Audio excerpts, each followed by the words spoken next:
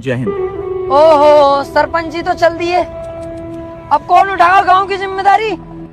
मैं उठाने के लिए तैयार हूँ गांव की जिम्मेदारी। आज से तुम्हारा सरपंच मैं। Oh my God! Oh my God!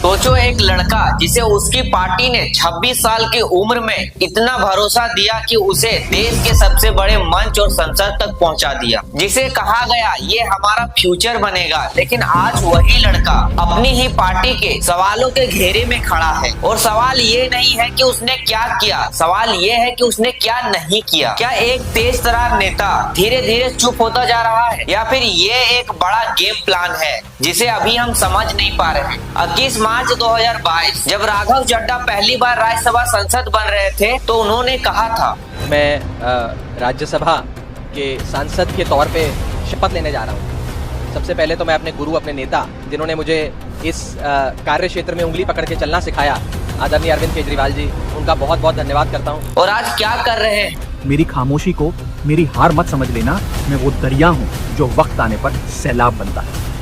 जय हिंद। लेकिन आज उनकी ही पार्टी पूछ रही है तुम आवाज क्यों नहीं उठा रहे हो, और मामला इतना बढ़ गया कि आम आदमी पार्टी ने उन्हें राज्यसभा के डिप्टी लीडर पद से हटा दिया। इतना ही नहीं, पार्टी ने संसद को लेटर लिखकर कहा इन्हें स्पीकिंग टाइम मत दीजिए। अब सोचो, एक पार्टी अपने ही संसद के खिलाफ ऐसा कदम क्यों उठाती है? राघव चड्ढा एक ऐसा नाम जो कभी यंग, स्मार्ट और आक्रामक पॉलिटिक्स का चेहरा था। दिल्ली के मॉडर्न स्कूल से पढ़ाई, दिल्ली यूनिवर्सिटी से ग्रेजुएशन, चार्टेड अकाउंट और फिर लंदन स्कूल ऑफ इकोनॉमिक्स से आगे की पढ़ाई। मतलब सिर्फ नेता ही नहीं, एक एजुकेशन प्रोफेशनल सीए है। 2012 में जब आम आदमी पार्टी बनी, वहीं से उनका सफर शुरू हुआ। अन्ना आंदोलन के समय से ही वो अरविंद केजरीवाल के करीब आ गए। पहले लोकपाल बिल ट्रैप करना, फिर पार्टी के नेशनल स्पोक पर्सन बनना, और सिर्फ 26 साल की उम्र में पार्टी के नेशनल ट्रेजरर। 2020 में विधायक और 2022 में देश के सबसे युवा राज्यसभा सांसद। एकदम फिल्म ग्राफ, नीचे से ऊपर और सीधा पावर के सेंटर तक। लेकिन कहानी यहीं से पलटती है, क्योंकि जहां एक विपक्षी संसद से उम्मीद होती है कि वो सरकार से सवाल करेगा, वहीं राघव चड्ढा पर आरोप लगने लगे कि वो चुप है। एलपीजी क्राइसिस, अनएम्प्लॉयमेंट, पॉल्यूशन, रुपए गिरना,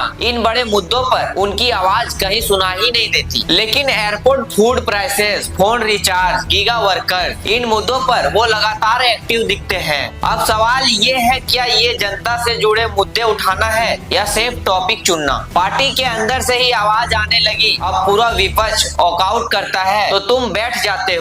जब लोकतंत्र पे हो रहे हमले के खिलाफ पूरी ऑपोजिशन मोदी जी के खिलाफ वॉकआउट करती है, तब राघव जी वॉकआउट करने से मना कर देते हैं। जब हमारे वर्कर जेल में हैं, तुम चुप क्यों हो? जब केजरीवाल गिरफ्तार हुए तो तुम कहाँ थे? और सबसे शॉकिंग बात, जब पूरी पार्टी सड़कों पर थी, राघव चड्ढा लंदन में थे, और जब केजरीवाल वापस आए तब भी उनकी तरफ से एक शब्द नहीं। अब आते हैं फैक्ट पर। हर संसद को मिलता है एक फंड अपने इलाके के विकास के लिए। राघव चड्ढा को मिले करीब 18.8 करोड़, लेकिन खर्च हुए सिर्फ 16 से 17% के आसपास। बाकी पैसा अब भी पड़ा है। अब सोचो, अगर ग्राउंड पर काम ही नहीं हो रहा और संसद पे भी आवाज नहीं उठाई जा रही है, तो फिर काम कहाँ हो रहा है? और अब आता है सबसे बड़ा ट्विस्ट। राघव चड्ढा ने अपने सोशल मीडिया से 10,000 से ज्यादा पोस्ट डिलीट कर दिए हैं, और ये कोई नॉर्मल पोस्ट नहीं था। ज्यादातर वो पोस्ट थे जिनमें बीजेपी और मोदी सरकार की आलोचना थी। अब सवाल उठता है, क्या ये सिर्फ इमेज क्लीनअप है